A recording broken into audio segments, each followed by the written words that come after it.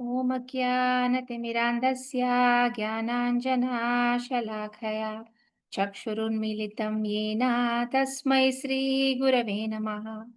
श्रीचैतन्यमनोभीष्टं स्थापितं येन भूतले स्वयं रूपा कदा मह्यं ददाति स्वापदान्तिकम्।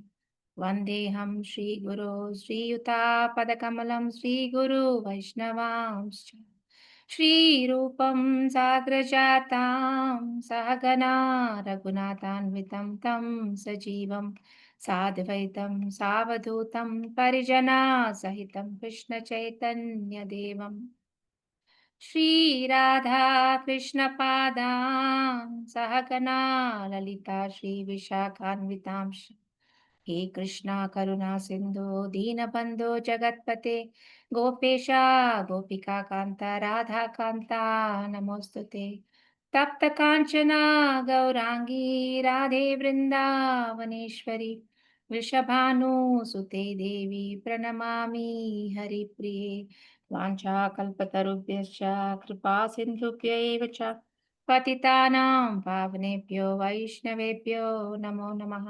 जय श्री कृष्ण चैतन्य प्रभो नित्यानंद श्री अद्वैता गदाधर श्रीवासदि गौरभक्त वृंद हरे Krishna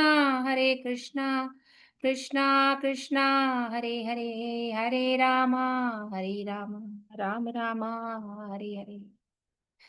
Thank you all once again for joining, for taking out this time to join this session. Very, very grateful. Would like to express my gratitude to Srila Prabhupada, His Holiness Sachidanand Swami, who has written this inspiring book, and to my Guru Maharaj, His Holiness Radhanath Swami, and all of you Vaishnavas, begging at your lotus feet to bless me to say the right words. Actually, I have to just repeat like a parrot because what I'm going to say is all from the book. So, but may the right mood and right words come from my mouth.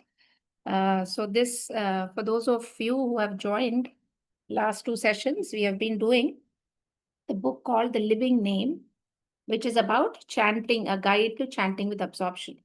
So His Holiness Sachidanand Swami has wonderfully written this book, and when I read it, it really touched my heart, and it has to some extent improved my quality of japa.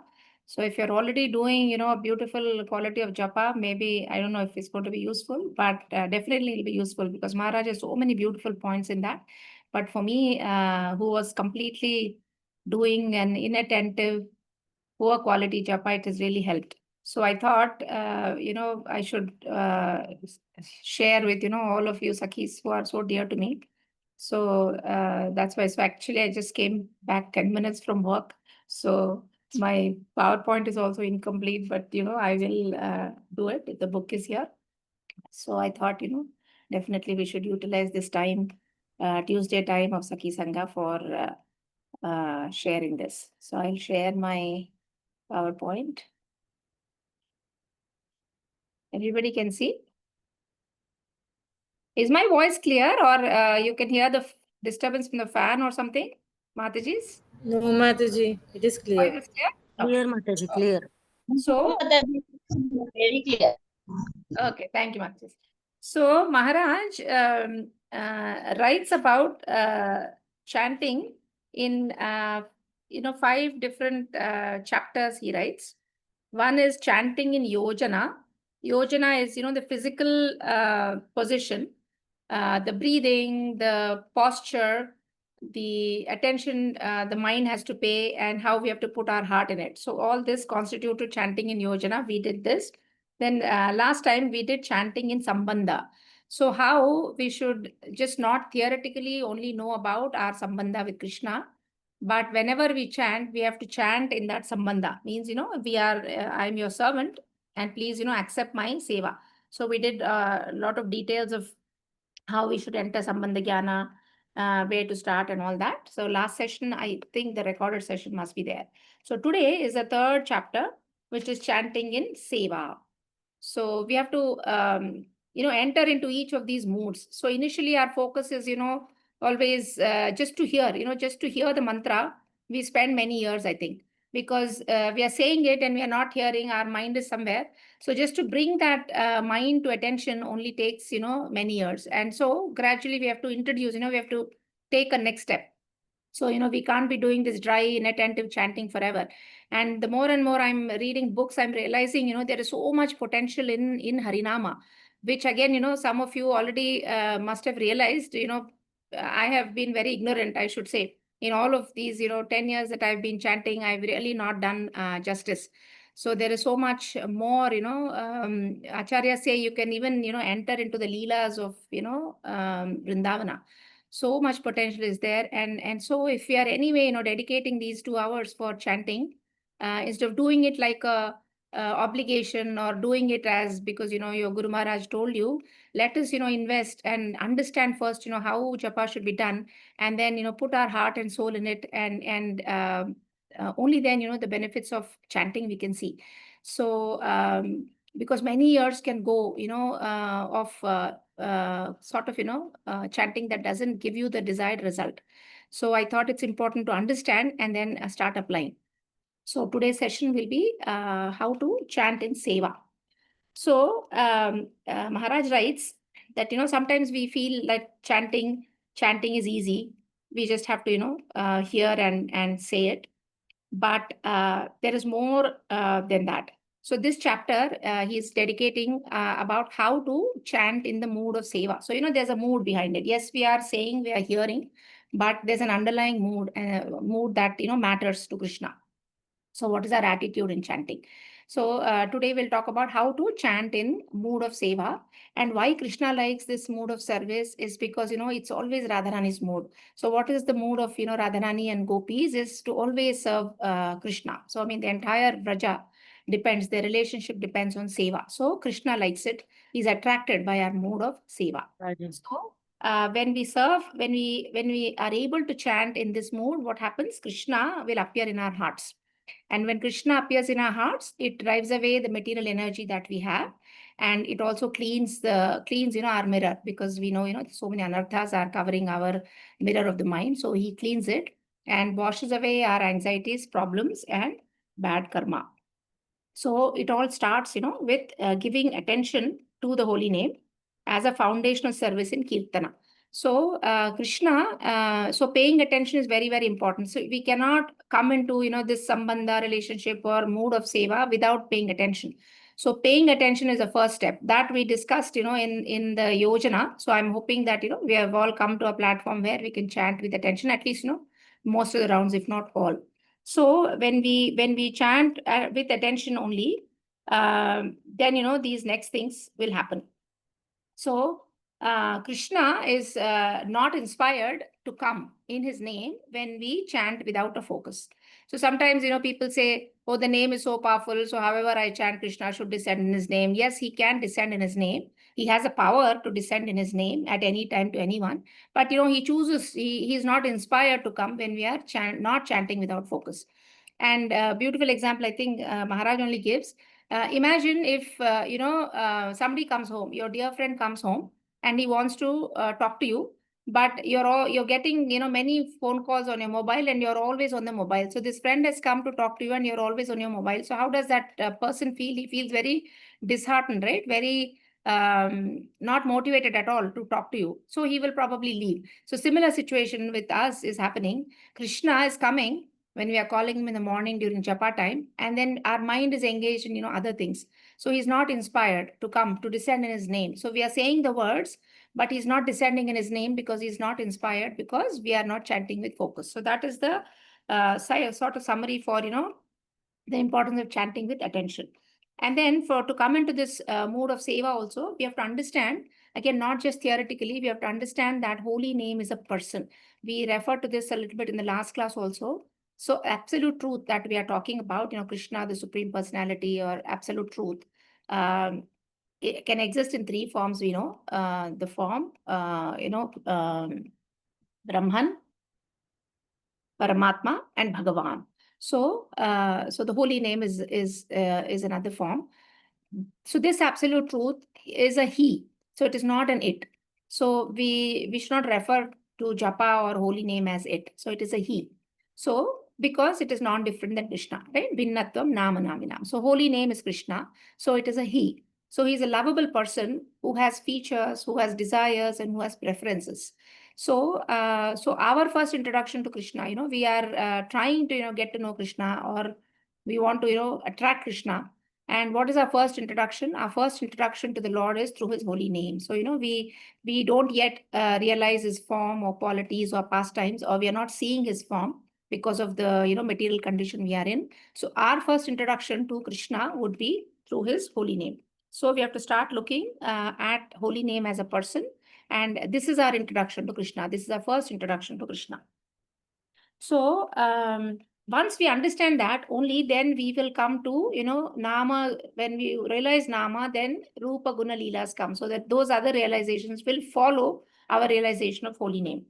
So to explain this, that the holy name is the root of everything, Srila Haridas Thakur is explaining to Lord Chaitanya. So Haridas Thakur, of course, is empowered by Lord Chaitanya himself, but he's explaining to Haridas Thakur. I'll read this because it's beautiful, beautiful verses. It's from Harinama Chintamani. Eichari Parichaya Madhye Nama Tara Sakalera Adise Pratiti Sabakara. Atayeva Nama Matra Vaishnavera Dharma Nama Prasputita Haya Rupa Guna Karma. So, Eichari Parichaya Madhye Namatara Sakalera Adise Pratiti Sapagara means of these 4 ways in which you are known. So he's talking to the Lord. So what are the 4 ways which we can know the Lord? The name, form, qualities, and pastimes. So Nama, Rupa, Guna, Leelas. So the Lord has all these features. So of these 4 ways, what is saying? Sakalera Adise Pratiti Sabakara. So the first, what is the first? The first is the name, Namatara. Namatara Adi. So first is the name. So your name is the first. This is accepted by all. Then Atayeva Nama Matra Vaishnavera Dharma Nama Prasputita Haya Rupa Guna Karma. So by your name alone, the Vaishnava Dharma is manifest. By your name, your form, qualities, and pastimes are made visible. So first comes the name, and then the other 3 features will become visible, he's saying. Then Krishnera Samagra Leela Nama Vidyamana Name se Parama Tattva Tomara Vidhana. So by your name, your pastimes are known. So Leelas, how do Leelas manifest? By name, he's saying. Name se Parama Tattva Tomara Vidhana. So by your name, the supreme truth about you is manifest. So how important is a name according to Srila Haridas Thakur? And he said, Sri Nama Smarile Rupa Aise Sange Sange Rupa Nama Bhinna Naya Nache Nana Range.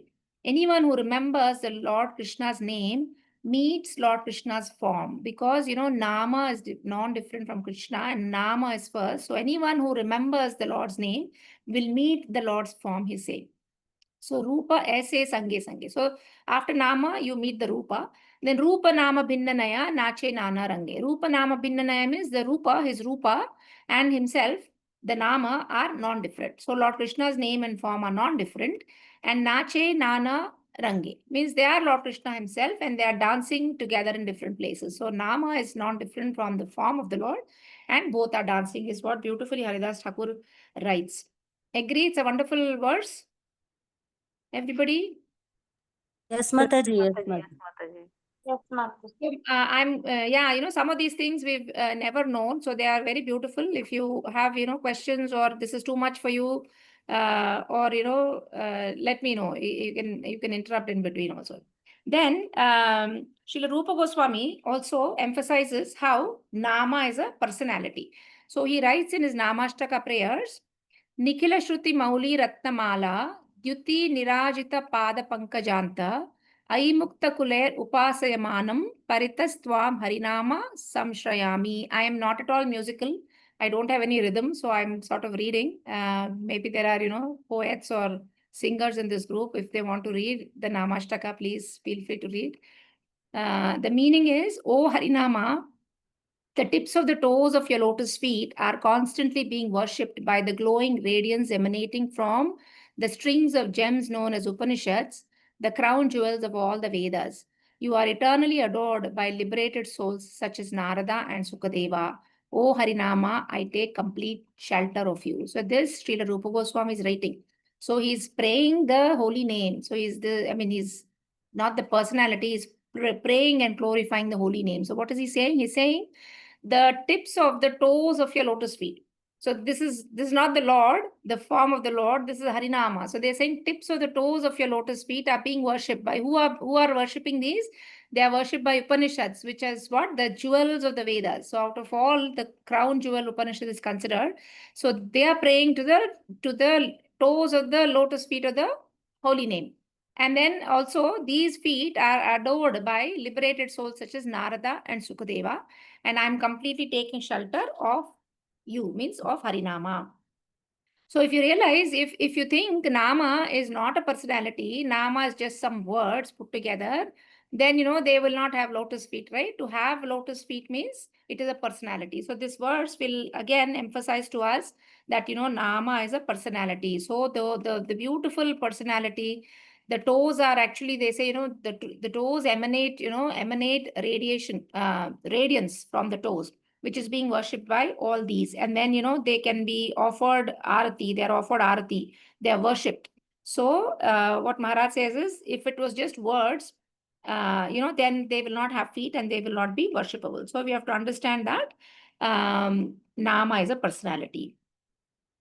And then, so when we chant, what happens? We aspire that Krishna descends in our life. So see, when we say the Hare Krishna mantra, there are syllables, but somehow we have to make Krishna descend in those syllables. So that should be our aspiration. Like, if I'm chanting, is Krishna descending? Is Harinama descending in my chanting? So when that happens, we wish that, Krishna comes personally into our tongue and then enters our heart. So if we chant properly with the proper attitude, then Krishna will enter into our hearts, and then the heart-to-heart relationship will start. And then when that starts, we want to, keep Krishna there permanently. So Srila Prabhupada says, chanting the Hare Krishna mantra means what? Means keeping Krishna always within our heart. So if we do it with attention, with love, with seva, then Krishna will come into your heart. He'll enter into your heart, and then we would want to keep Krishna always there. So chanting Hare Krishna mantra, another meaning that Srila Prabhupada says is that means keeping Krishna always within our heart. So our main desire in japa or kirtana should be to receive Krishna in the temple of our heart. So it's about a relationship. We want to develop a relationship. That's sambandha we talked about last time. And how do you develop this sambandha, or how do you attract Krishna, is by giving him our attention. Okay, so the first step in chanting with seva, which is the topic, Maharaj is saying that you have to give him the attention. Only then the seva bhav will come. So first thing is to attend to Krishna by giving him attention. And then next we can, enter the sambandha and enter the seva. And then the material tongue, what we have is a material sense, right? Completely material, our tongue is. So we can only perceive material. So now the holy name is entirely spiritual, right? There's nothing material, not even a trace of matter is there in the holy name. So now here we are trying to, chant something that is entirely material and which is identical to Sachidananda Rupa of the Lord, the name. So we are trying with our material senses to touch this holy name, which is entirely spiritual. So actually it's not possible. Acharya say with our material tongue, we cannot chant. Only by the mercy of holy name. So only when Harinama Prabhu, Harer Nama is merciful, then he descends from the spiritual world into our, utterance of the japa, onto our tongue and into our heart. So this mercy of the Harer Nama has to be there for it to enter our heart and also, actually arise on the tongue.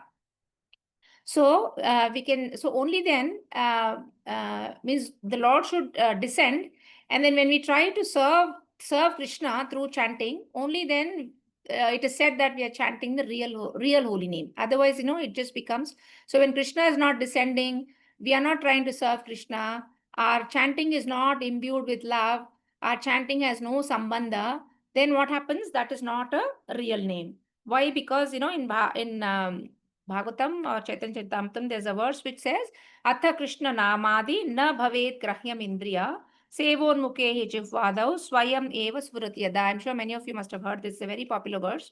So what does this verse say? Athak Sri Krishna Namadi. So the name of Krishna, na bhaved grahyam indriyai. So our indriyas are, material. So na bhaved. So through our material senses, we cannot appreciate Krishna's holy name, form, qualities, and pastimes. So none of these four we can appreciate by our material senses. And it says, Sevonmukhe jivpado swayam eva spuratyada. So what is Sevonmukhe? Sevonmukhe is to serve, means you put your senses in the service of Krishna. So when a conditioned soul puts his tongue to chant the holy name, or to taste the remnant. So this is about jihvado. Sevonmukhe jihvado is tongue. So he's talking about one sense now, but of course all the senses we have to use for Krishna. So he's talking about when we put our tongue in the seva of Krishna by chanting and by taking prasadam, what happens? Svayam eva svuratiyada. Then one gradually comes to understand who Krishna is. So here the importance of seva, especially of the tongue, is given in this verse. So that's why seva becomes very important. And then we have, so what does Sevonmukhe mean? Sevonmukhe means, when we render service. So when a conditioned soul is awakened to Krishna consciousness and renders seva through his tongue, then the holy name reveals himself as Sri Krishna. Before that, it will just be some syllables. So Sevonmukhe, the exact meaning is a face turned to service. So seva is there. The Sevonmukhe means mukha is face and seva is service. So you've turned towards Krishna in service. And Srila Jiva Goswami also defines, he says it is, what is Sevonmukhe? It is being inclined to accept the Lord's name and form in service. See, we are a little more inclined to serving the form, right? Like when we have deities or, when we go to the temple or home deities, we are inclined to serve. But the name, when we chant, we are not thinking it of as service. But that is a service of the tongue. So we are actually serving the holy name, serving Krishna through our tongue. So we have to understand this. So Sevonmukhe is being inclined to accept the Lord's name, both name and form in service. So when a devotee turns to Krishna by engaging his tongue and other senses, specifically here, we are talking about the tongue and ears because that's what it entails in chanting. Of course, your heart and mind also. Actually, I should not say that. So what all are involved in your chanting? Your tongue, your ears, your heart, your mind. So everything is invested. So only then when we engage our tongue and other senses, so all our senses should be invested in Krishna. Only then we can receive Krishna through hearing. So without doing this, it won't be the real name. So we'll only be doing like a nama bhas without this real name if we don't take the real name. So what is the first and foremost important thing for us to do? Hare Krishna, somebody is not muted. So, so first and foremost important service we have to do is using our time and attention in serving the holy name. So this is very important. So we are anyway giving time. So we should also give attention in japa, which is serving the holy name. Then other services will also be infused with this nama seva. Then whatever service you're doing, then that will be infused with nama seva. So they say, as we learn to receive Krishna through the years by chanting in the mood of service, we begin to naturally perform other limbs of Navavida Bhakti. So Maharaj says, when we do proper chanting in mood of service, then we are actually, we begin to perform other angas also, he says, of the Navavida Bhakti. And then, so we have to be present minded. So we can't be absent minded in the name. So we have to be present, means our mind has to be present in the chanting. And then as the Lord says in Bhagavad Gita, Bhaktya Mam Abhijanati. So you can understand the Lord only by devotional service. And of this chanting is important.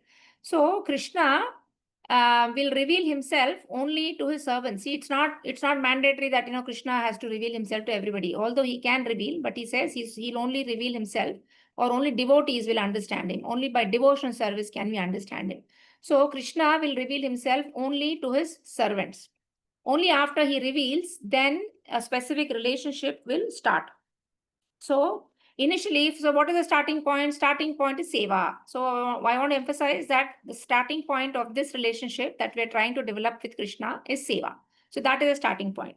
And what happens is after that starting point, when you start serving the Lord, even chanting is a service. When you start serving the Lord, then a little spark of fire, I believe, ignites in our heart. A little spark that is a sign of awakening of our love to Krishna is awakened. And then when there's a right environment, then what happens? It becomes a blazing fire. So this initial little love comes by seva, and then right environment is actually when we start to serve only, or meeting sadhus, serving them, and hearing, and more chanting. So all this will be the right environment. And what happens then? This relationship is set ablaze. So we are trying to form this relationship, which is initially just a little spark, and then it catches a big fire when we are doing it in the right way. And then, so what happens is, so here, so when we do, chanting in seva, in sambandha, with attention, Krishna, we said he's entering into your ear and coming into your heart, right? But currently, what is the misfortune we have is, acharyas are telling how we should develop a relationship, but unfortunately, what are we doing? Who is the center of our lives, or who is sitting in my heart? Anybody who's sitting in your hearts right now? Not during the lecture. Anarthas, Mataji. Anarthas are sitting. And what else? Ourselves. We are putting us in the center of our lives, right? So it's like I and me and mine. This is mine. Or I'm an Indian. I'm a female. I'm a male. I'm a mother. I'm a wife. So all this me and mine is going on. So your heart is not empty. There's no place for Krishna to come. So that's why Acharyas say, that this I and mine concept has to come out, and this heart has to give place to Krishna. So we have to invite Krishna in this heart of ours, rather than putting ourselves in there. So, so how do you do that? In terms of kirtana or japa, they say that you do not chant to enjoy kirtana. So even in when I attended sadhu sangha and all, I understood that we all enjoy kirtana, which is okay, but for the singer, for the kirtaniya, it should never be for his enjoyment, or it is never how well he sang the raga, how well he can do the instruments, how fast of a pitch he can go, or how the audience is clapping for him. So none of this should matter for the kirtaniya. So he should never do it for his own enjoyment. Even sometimes not like a pure musical enjoyment. They can have this deep ecstasy with the Lord, out of love for the Lord during kirtana or even japa. I'm sure some of you can experience that ecstasy when you're doing japa, and that also I believe we should not enjoy. Means you don't chant to enjoy. What I mean to say is, suppose somebody is having very nice feelings, is going into ecstasy and exhibiting those symptoms of ecstasy in chanting. You still chant. It's okay if they come, but you chant not because you're enjoying that. You chant for the pleasure of the Lord. So this should be our mood. So you purely chant for his pleasure. So you chant with devotion. You chant with attachment. And when that happens, then with this picture on the right is, then the mantra will come and sit in your heart. So initially, we are trying to see, inviting the form of the Lord is again a little easier conceptually. But when we chant like this, then the Hare Hare Nama Prabhu will come and sit in your heart. Okay. So far you're with me? Yeah? Yes, Mataji? Mataji. Yes. So then from how do you, so there's a process of how Lord reveals to us through our japa. And Srila Jiva Goswami from Karma Sandarbha writes. So he writes, so I'm going to read you the passage. Listen, pay attention.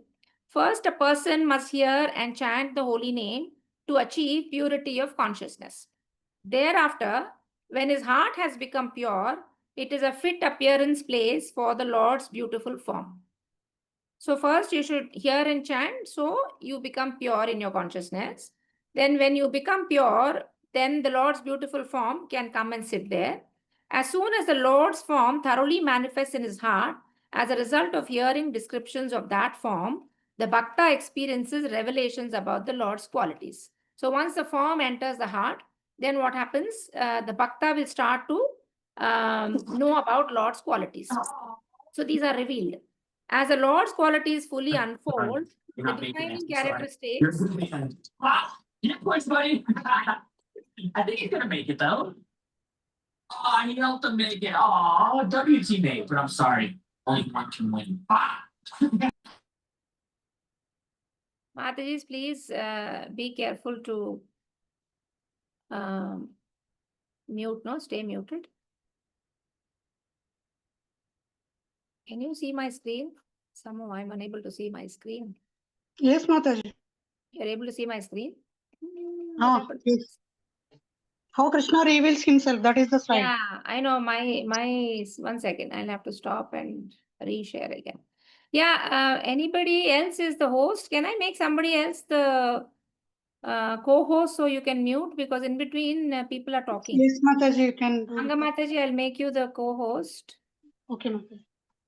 Thank you so much, Mataji, for your No, thank you seva. for hammering so many things every day. I am going to hammer this holy name also, whether anybody likes it or not. I decided. Yes, it has to be. Still, we are not getting. Because we can go to such a high level of chanting. So whether anybody likes it, thinks it's necessary or not, I'm going to do this class. I decided. So yeah. So sorry. So first you chant and hear. And then you'll have a pure consciousness. Then Lord's beautiful form will descend into your heart. And then you'll start experiencing the Lord's qualities. As the Lord's qualities fully unfold, the defining characteristics, that is his unique interrelationship with each of them, are exhibited. Afterwards, when the Lord's name, form, qualities, and associates have completely manifested in the Bhakta's heart, the Lord's pastimes blossom in their full splendor. So again, now first through name, the Rupa comes, then qualities will be revealed, and after that, qualities and about the associates also become manifest in the heart. And then the last one is the Lord's pastimes blossom in full splendor. So you can actually experience the Leelas in your heart. The progression of sadhana has been delineated in this way with the intention of acquainting the bhaktas with the sequential process involved in the Lord's appearance within their hearts. So the Srila Jiva Goswami is explaining how Lord, we always say, yeah, the Lord will enter your heart, but Srila Jiva Goswami is giving details of, how the Lord actually manifests in your heart. Okay, and then, yeah. Then, in the next paragraph, what Maharaj writes is, see, we are actually blind to transcendence. Means we are not, we are still, we have these material senses. So we are not able to experience the spiritual name. So is there any hope for us? So there's a nice little story he writes. So once there's a blind man and he has a friend. So that friend says, you must drink milk because milk is the best preparation there is. So you must drink milk. So this blind man never tasted milk before. So he says, what is milk? Then this friend is saying, milk is a white liquid. Then the blind man says, what is white? Because, the blind man has never seen colors. So this person says, his friend says, white is the color of a crane. That bird crane. So the blind man asks, what is a crane? So like that, he's trying to tell him what milk is by comparing it with other things which are, white colored, but the blind man would not have seen any of these. So the friend realizes that, nothing I tell him for a frame of reference will help. Means colors visually. So visually he can't help him. So he decides and says, I will show you. So he asks, what is a crane in the end? So the blind man will make a hand signal of a crane, and he'll say, okay, you feel it. This is how a crane looks. So that blind man is, holding this hand and trying to feel how a crane is. And what he says? He says, oh no, I will never drink milk. It will get stuck in my throat. So you're understanding, getting the point of the story? Yes, Matajis? Yes, Mataji. Yes, Mataji. Yeah. He is thinking So- that he is drinking crane only. Yeah. So that is our situation, Maharaj says. We are in a similar situation We are blind to transcendental things because, our senses are also, we are also blind, right? We are also blind like that man. We have never seen God's form. We have never, actually seen his leelas. So we are all blind to this, spiritual truth and the transcendence. So is there any hope for us?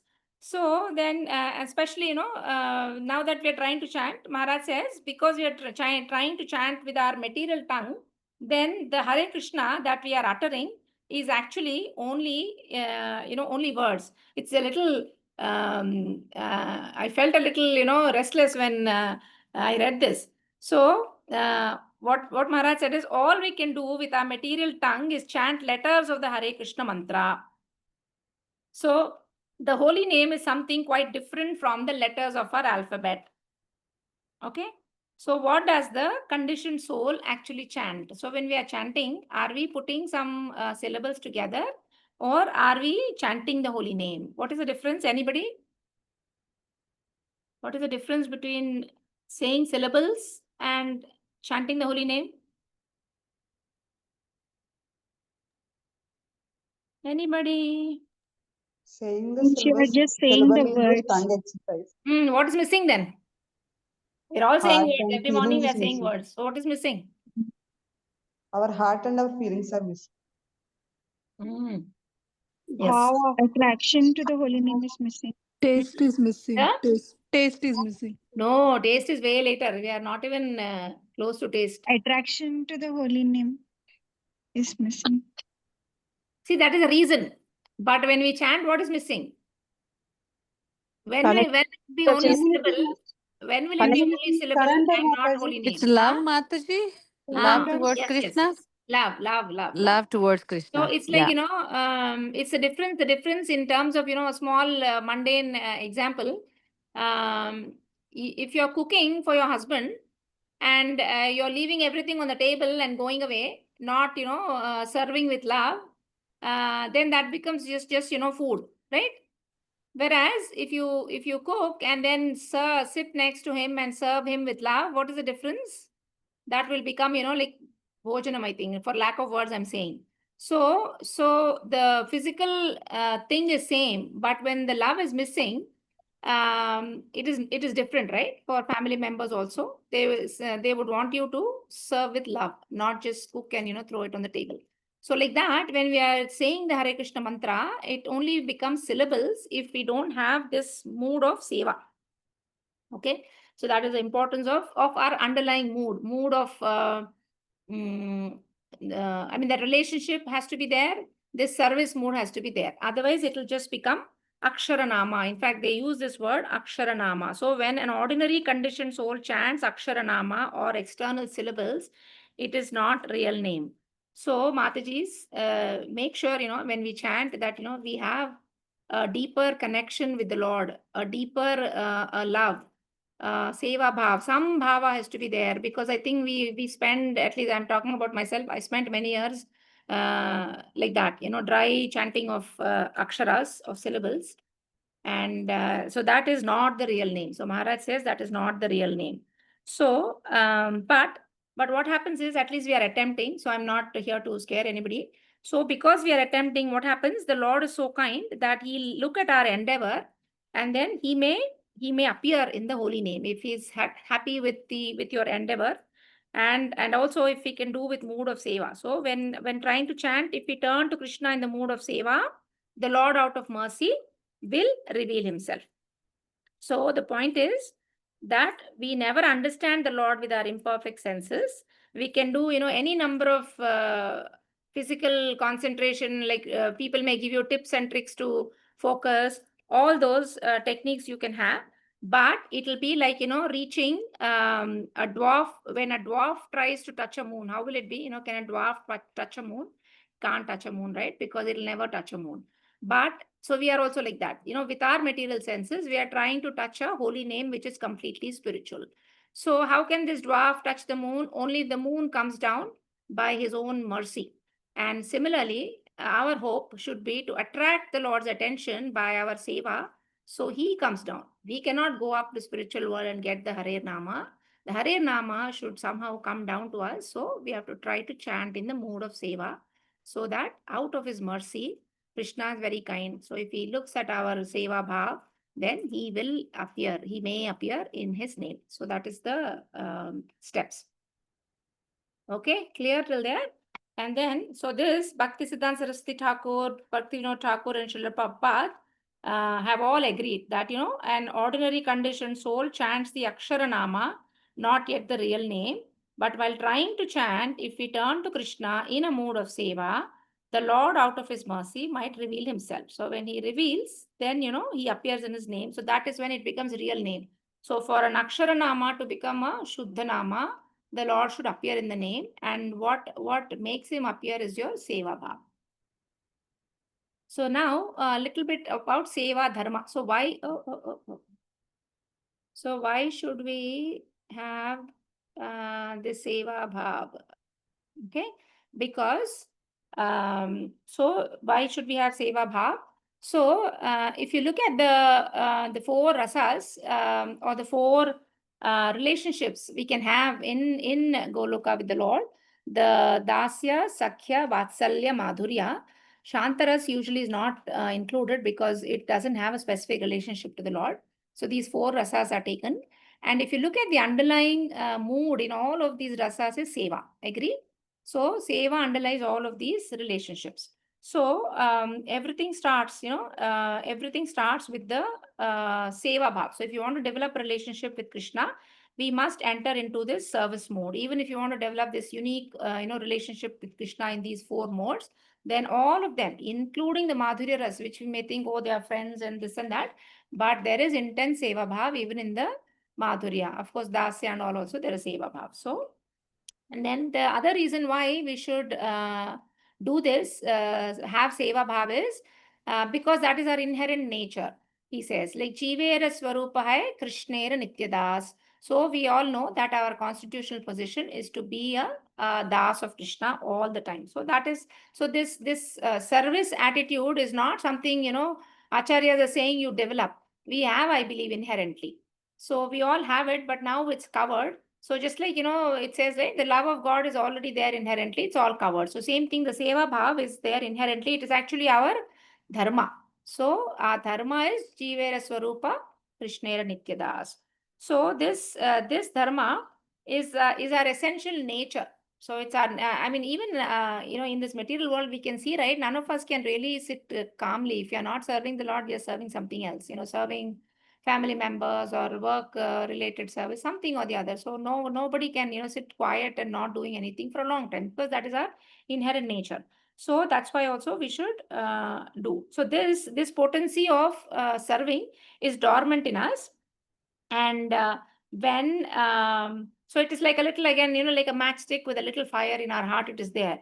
And then when you have the right circumstances, what happens, it again comes into full blaze. So the Seva potency will increase. So that inner impulse of Krishna Seva, we should activate. Then, right now, what is happening, and that's why, even at initiation, we are given Das and Dasi, right, the names. So we always have to serve. And so right now, what is happening, unfortunately, is the Seva Bhav, we are again misdirecting. So actually, Maharaj says we are wasting our Seva potency, which is, inherent nature, inherent dharma. We are wasting on, world, in this world, family, society, partners, sense objects, so everything. So we are wasting our Seva potency on all of these. So instead of that, we have to redirect our focus also to Krishna. So we have to redirect our Seva potency towards Krishna. So, and because right now we don't know that, we should serve Krishna, we are serving everybody, and then we are getting frustrated, right? Like outside world, at least, we know the theory and all, but outside people are all, either serving family members or friends, and they're all getting frustrated in their relationships because that is not the right direction for their seva. So this frustration, they say, can be cured only when we have a deep desire to serve Krishna. So we all should develop a deep desire to serve Krishna. And that's why I've heard, seniors and acharyas tell that seva, serving, and chanting are inseparable. Means when you chant more, you can serve more, and when you can serve more, you can chant more. So they're very closely interconnected. So we have to take up this Seva Dharma for which we are made of. So we are made for this Seva Dharma, and then a full manifestation of our true self is possible only when we take up this Seva Dharma. Okay, so we have to cultivate this deep desire to serve Krishna, which is our Seva Dharma. Only then our true self will be manifested. Only then we will become happy also. Now, then there are different, levels of Seva Bhav. So the inclination to serve is different based on, what is your goal or where you are. So they describe those who want to merge in the Brahmajyoti. So the impulse list, what happens to them is their Seva Bhav is extinguished. They say, Acharyas are saying that the Seva Dharma is extinguished because they are wanting to merge with the Lord. So they are not any longer, when you merge with the Lord, you are not a separate entity. So for service, you need two people, right? You need the servant and the served and the master. So the Lord is a master. Because we are separate from the master, we are able to serve. Now in impulse list, when they want to merge with the Lord and become one, then that separate identity is lost. And so there is no service. And actually that's why, we all hear that, impulsivism is bad, and merging, this sort of a liberation we should not expect. We should not, be inspired and ask for it. This is a reason. Why? Because you will know, of course, one reason is we've been told that, even though you're in Brahmajyoti, you'll again come back to this material world. Once your good karma is over, you'll come back to this material world. But the more important reason why, at least, in our Sampradaya, Gaudiya Vaishnava Sampradaya, they say this merging is not good because you've lost the capacity to serve. So the Seva Dharma becomes dead. So you're actually spiritually dead. When you can't serve the Lord, then what happens? You're spiritually dead. So we should not, we should stay away from this. And for Seva Dharma, you should have a personality, right? Like you should have the Lord's personality to serve. So the impulse list don't even believe that, the Lord has a form. So the question of service is not there. So that's why this Seva Dharma is extinguished or, non-existent in an impulse list. And this is one reason why we should stay away from this concept and people who are following this concept. And then what happens in Vaikuntha? In Vaikuntha, it is said that the Seva Bhava is there, but on a very, low fire. If you were to compare with a fire, it's a little fire only is there. Why? Because Vaikuntha Dham has Aishwarya. So when you have this awe and reverence, you hesitate to go, close to the Lord and serve, right? So, and then you also think, oh, the Lord is so opulent. The Lord has everything. Where is the need for me to serve? So I believe in Vaikuntha also this full potency of Seva is not manifested. So that is Vaikuntha. And then what happens in Goloka Vrindavan? Our beautiful Goloka Vrindavan, where there is completely devoid of Aishwarya, where Krishna is like behaving like one among us. Then that is where the maximum potency of Seva comes in Goloka Vrindavan, because that Aishwarya is completely absent. So and then everybody in Vraja feels like Krishna is mine. So this feeling of Krishna is mine, I need to serve Krishna, I have to care for him. Like Yashoda, she is not on a regular day thinking that Krishna is her son, but her anxiety is always I have to feed Krishna, I have to bathe Krishna, I have to give him this nice milk, I have to make this butter for Krishna. So her anxiety is always about caring for Krishna, because she thinks Krishna is dependent on her. So if I don't feed Krishna, he will starve. If I don't bathe Krishna, he'll remain dirty. So this feeling of my son is called mamatva, mine. We can also feel that Krishna is mine. So that feeling is called mamatva. So this mamatva is maximum in Goloka Vrindavan. And so that fire of Seva is always there, especially Krishna also tries to depend on them, right? So when you're dependent, then what happens? Then the more you want to care for that person. A person who's dependent on you, you'll care more, right? Like, for example, at home, there is somebody, some invalid person who's not able to do things on his or her own, and is depending on you to take care of her, then we will do, right? Also, one example I probably gave before is, like, if a mother has two children, one is an older child, maybe in his early teens or something, and then she has a 1-year-old or 2-year-old, and that teenager can, go out on his own, maybe take an auto and go somewhere to, excuse me, I'll just close this door.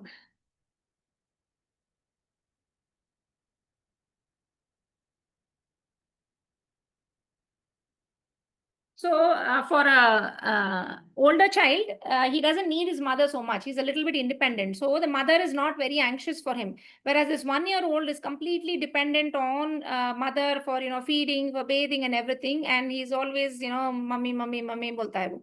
So who will the mother worry about more? Obviously the smaller child, right? Because he's dependent. So just like that, Krishna tries to be dependent on his devotees so that, he can get all this attention from the devotees. So the Seva Dharma is maximum in Goloka Vrindavan. So three places they say. So in the material world where we are there, the Seva Dharma is partially manifest. Means we also understand that, we have to serve the Lord. So it is partially manifest. It is eclipsed in Brahma Jyoti. Eclipse means completely covered. So the Seva Bhav is completely covered in Brahma Jyoti.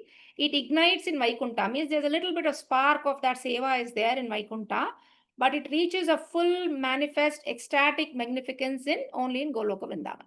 So clear? That concept is clear? Yeah. Then after understanding this inclination to serve, then Seva cannot exist without love, right? Because Seva is Bhakti, right? Seva can be expressed as Bhakti. Actually, the Sanskrit word, I believe, in the context of Seva is Bhakti. And you cannot perform Seva if there is no love. Because if you're doing some service, like the example I gave, like this wife cooking for husband, you're doing the work, but minus love. So service minus love. So when there is no love in that service, it becomes work. Like, like we go to work. So, you're paid and you do your work. So that becomes work. That doesn't become service. Unless you have love in it, it doesn't become service. And like I mentioned, Krishna is controlled by love. And we know the example of, how Nanda Maharaj, how his parents love Krishna. And so Krishna is controlled by love. So he gets those heavy slippers on his head for Nanda Maharaj because, does the Supreme Personality of Godhead need to do that? He doesn't need, but he's just conquered by love. So this is called Bhritya Vashyata. So Krishna is conquered by love. So when he's conquered by love, he does things for the devotees. And same thing about Yashoda I mentioned, so she's always, anxious. She wants to correct the son also, actually. So this mamatva is there. So she's thinking, this is my son. He's stealing butter from other homes. He's, feeding the monkeys. So he's stealing things. So I need to correct him. I need to correct his wrong tendencies. And then she runs after him with a, stick, or, she's punishing him. She's tying him to the Utkal in the Damodar Leela. So all that happens because, there's a feeling of Maya in that. So, the Seva Bhava, the mood of service, when that is there, what happens? So when he sees a devotee absorbed in service, like, he saw Yashoda in that Damodar Leela, sweating, perspiring, her kajal is going, her flowers are falling off in running and, trying to tie Krishna. So when he saw that Seva Bhav, I mean, that's also Seva. So Seva Bhav, when he sees the Seva Bhav of somebody, then, he's no longer a godhead. So he throws it out of the window and then he becomes very bound to that kind of a devotee. So for us, it's a long journey, but, we can start by chanting in this mode of service. And then they mentioned the Kirtana of the cowherd boys. So cowherd boys also same thing, that feeling of, my friend is always there. So when Krishna would become tired roaming about in the forest and playing games, they would, when Krishna returned, they would quickly make a bed of, forest flowers and leaves. And then they would offer their laps for Krishna to rest. So, and to accept the service, I believe, Krishna would expand into as many forms as there are cowherd boys, so that, everybody thinks, Krishna is with me only. Krishna is feeding me, Krishna is sleeping in my lap, so he would expand for his friends. And Srimad Bhagavatam describes their sweet singing. So the cowherd boys used to sing to Krishna. And their feelings in the song was Sneha Klinna Dhiya, means they sang with hearts melted by love. Then Mana Jnani, so it was attractive to the mind due to amazing melodies and rhythms. Then Shanai, it was slow and built up gradually and naturally. Tad Anurupani, means they would sing in a way that was suitable for the particular pastime and occasion. So this is how, they would relate to Krishna. They would serve Krishna in this mode. And then this I mentioned before. So if this love is not there in your chanting, in our chanting, then what happens? It becomes, Srila Bhaktisindar Thakur refers to that chanting. He gives an analogy of an empty capsule. I mentioned this in my first class also. So a capsule has that plastic coating and there is medicine inside. So if you don't have that love for the Lord, then it is like an empty capsule. On the outside, both the capsules look same, but there's no powder in that empty capsule. So that capsule, if a patient takes, it doesn't cure his disease. So same thing, if our chanting, so if our chanting does not have that love in it, then Krishna's presence is not evoked. So he's not attracted to your, repeating the syllables, and he's only attracted by the service mentality. So that service mentality, that Seva Bhav we should have. Otherwise, our chanting will also be like a empty capsule. In fact, sometimes, you can have a bad powder in the medicine that can also be dangerous. So we should always have, our capsules filled with love and Seva Bhav for the Lord. Otherwise, the chanting will not have any effect, just like empty capsules won't have any effect. Then the holy name will choose, Maharaj writes. So, see, we can't force our way into transcendence. So we can't force Krishna to appear in our chanting. So what we can do is, we can keep trying, like we're trying now. And at some point, Krishna will think, oh, he's actually turning towards me and I should reciprocate. So out of his mercy, Krishna will appear in your name. So it is not like we are going to make Krishna appear in our japa, but Krishna, out of his mercy for the conditioned soul, then he will come down, descend in your name. However, the name only gives his full darshana to those Krishna chooses. So Krishna, you have to be a person that Krishna chooses to appear or give his darshana in his holy name. So, and this Krishna's appearance is not a mental projection, but Krishna actually enters that devotee's heart, I believe. Okay. So for a devotee, the Krishna will choose, which sincere devotee he should appear in their hearts. And then one, I don't know if there's time, it's 5:04. Yeah, there was a beautiful song about qualifications to chant. Should we all do that or skip? Mataji's? Yes, Mataji. We'll do, Continue. Mataji. How much time do I have? Because there are some exercises also. If the whole thing, if I were to do, it will take another half an hour. Mataji, take it. Continue or next class? Continue? Continue, Mataji. Okay. Mataji, with Yeah. with exercise, if it takes long time, maybe nicely exclusively do it next time. The exercises? Exercises and this together, take your time and do it together. Or you can go it. If it's only half an hour, we can go it. Yeah, I will lose the mood. So, or exercises we can do later. Yeah. Maybe you can recap and do the exercise next time. Yeah, Majid, I'll do that. Yes. So, qualifications to chant. There's a beautiful song in Geetavali by Srila Bhakti Vinod Thakura that teaches us the necessary qualifications to chant, he's saying. So, it's called Sri Krishna Kirtane Yadi. Sri Krishna Kirtana Yadi Manasa Tohar Parama Jatane Tahi Labho Adhikar. So if your mind is always absorbed in chanting the glories of the Lord Krishna with great care, then by that process of Sri Krishna Kirtana, you will attain transcendental qualification. So first thing he's saying is our mind. So Yadi Manasa Tohar. So our mind should always be absorbed in chanting the glories of the Lord. Then he says, Trinadika Hina Dina Akinchana Char apane manobi sada chadi ahankar. Then you should give up. So the second qualification is you should give up all false pride and consider yourself worthless, destitute, lower and more humble than a blade of grass. Just like, Trinada Visudechana verse, we should always feel this way. And this is another qualification to chant. Then Vriksha Sama Kshama Guna Karobi Sadhan Prati himsat tyaji anye karobi palan. And we should practice forgiveness like a tree. Same, like Trinada Pisunichana, Taroriva Sahishnuna.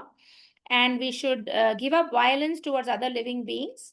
And instead, we should protect and maintain them. So he's saying, Prati himsat tyaji. So all kinds of violence, it doesn't have to be a physical violence, even verbal violence, offending anybody, doing Vaishnava Aparadh. So all these we should leave. And in fact, we should protect others. Then Jivana Nirvahe Ane Udvega Na Dibe Para Upakare Nija Sukha Pasaribe. So in the course of passing your life, you should never give anxiety to others, but rather do good to them while forgetting about your own happiness. So, some very general nice things Srila Bhaktivinoda Thakur is saying.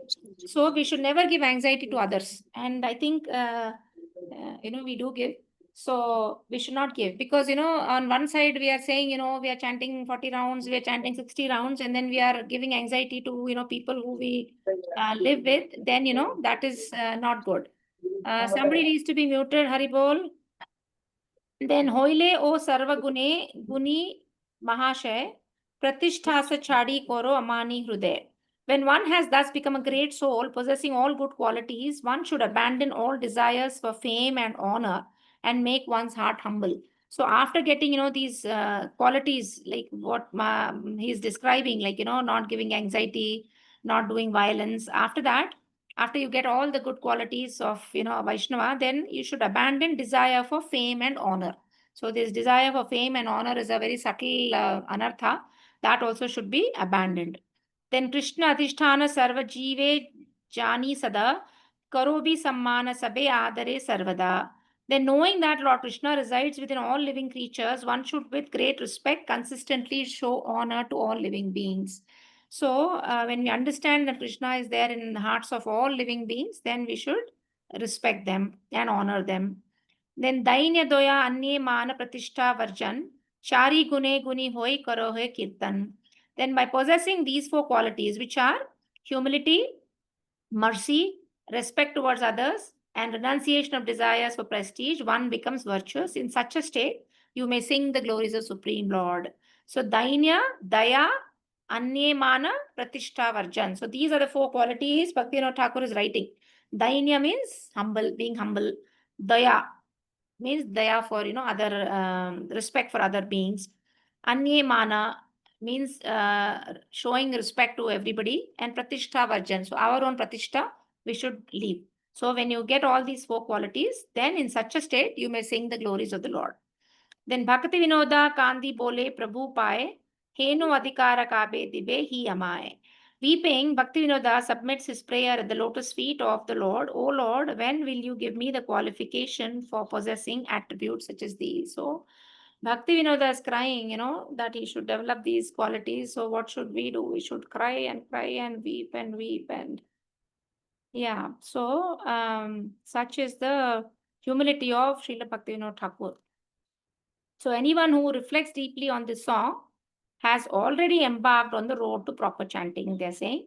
And Srila Prabhupada is emphatic in his Bhagavatam purport that devotees should chant the songs and narrations left by previous acharyas to be purified of material contamination and develop heartfelt devotional qualities that allow them to chant properly. Yeah, we've been reading in the books in the morning also. Sometimes when we start out, we are in this deep devotional mood, but after you do, 3-4 rounds, then again it becomes very dry. So it really helps to, sing some of these songs of Vaishnava Acharyas, because when you look at their humble mood and their, service attitude, it kind of inspires us. So whenever, in between rounds, you're not feeling inspired or you just want to finish your rounds, never it should be finish your rounds.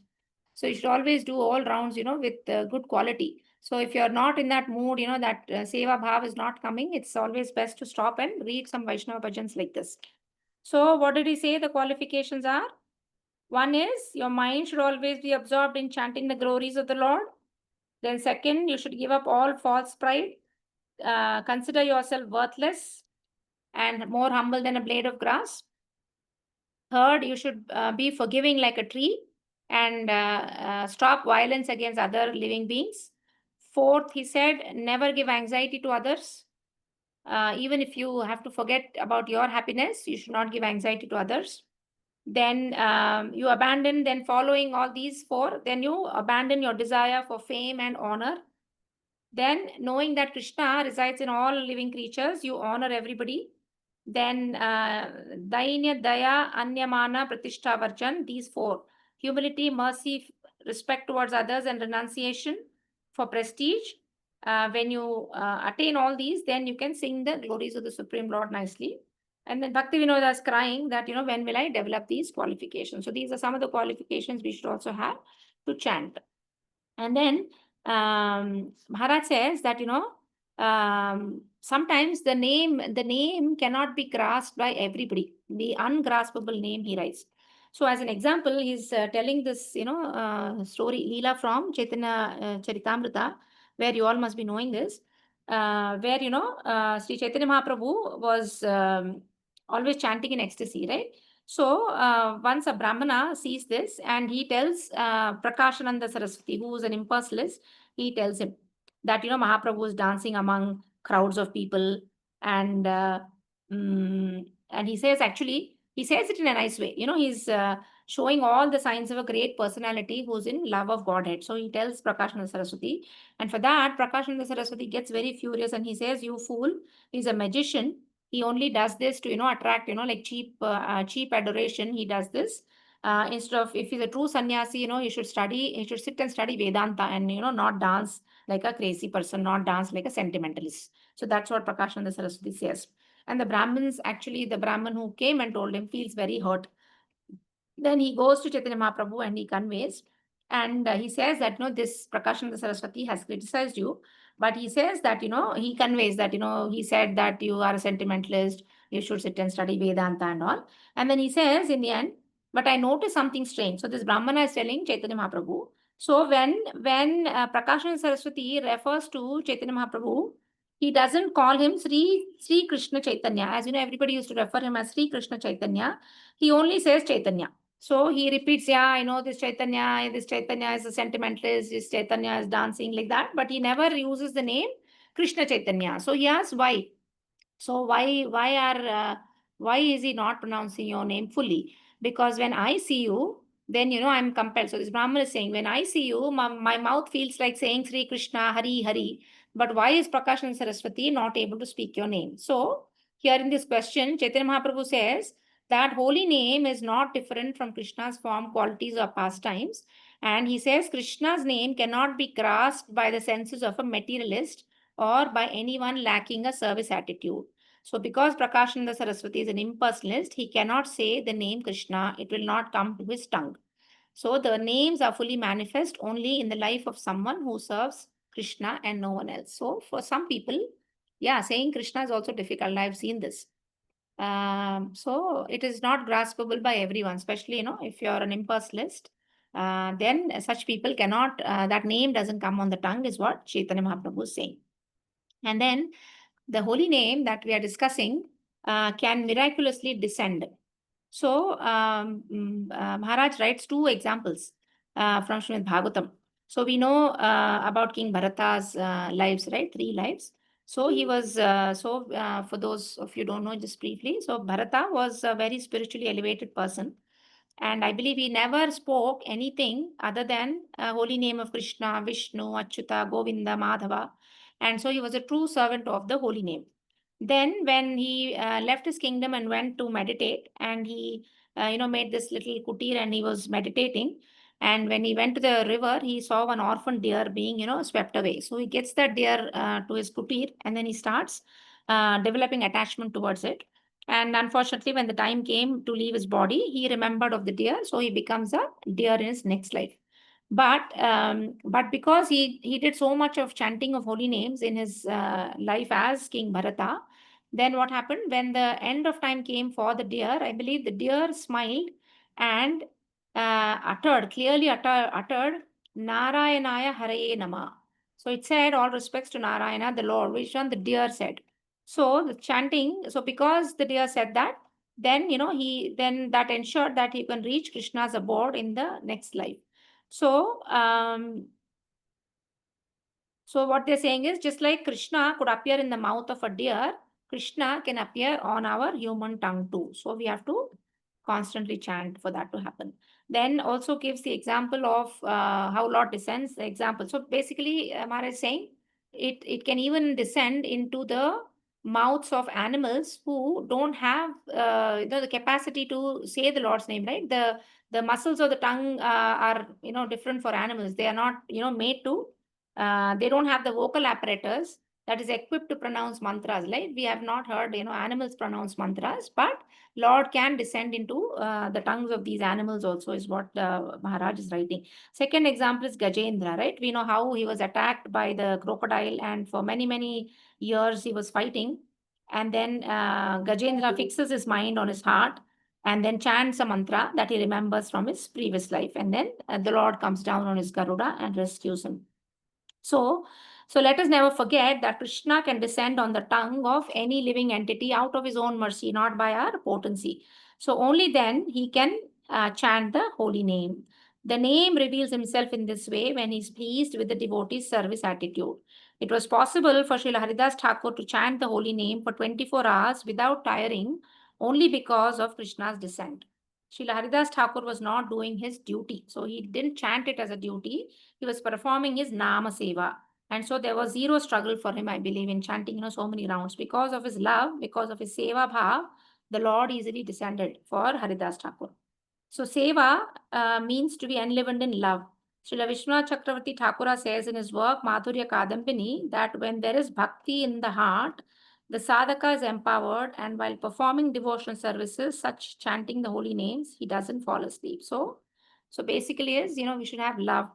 And love is another way to, seva. So seva is an expression of love. So we should have love in our heart enough to have this seva bhav. And without this seva, without this sambandha, then it will not be real name. It will only be aksharanama. So we have to be very careful in, what mood we are chanting and how we are relating to Krishna. So Maharaj says subconsciously. So you have to hear and say, but subconsciously your mood should be that, I am a servant of Krishna. And then once you know that you're a servant of Krishna, then that, Seva Bhav comes. And then when Seva Bhav, for Seva Bhav, of course, you have to love the Lord. So all that comes. So all these, moods should be when you chant. Otherwise, it will be, a very mechanical chanting that I am doing. So thank you, Mataji. Thank you so much. Yeah, it's, the exercises we'll do next time. It's already 5:19. Thank you very much for your time. Please pray for me that I am able to apply this. And all glories to His Holiness Satchidanand Swami. All glories to Srila Prabhupada. Any of you have any doubts, I can take. Vancha kalpatarubhyascha kripa sindhubhyevacha patitanam pavanebhyo vaishnavebhyo namo namah. And I really want to thank all the Sakhis who join in the morning. It has really helped me, actually, not them, me, and getting up on time and chanting in their association and reading some books. So it's really been very, very helpful for me in my life. Thank you so much. Hare Krishna. Thank you, Mataji. Hare Krishna. Thank you, Both are Mataji. fabulous.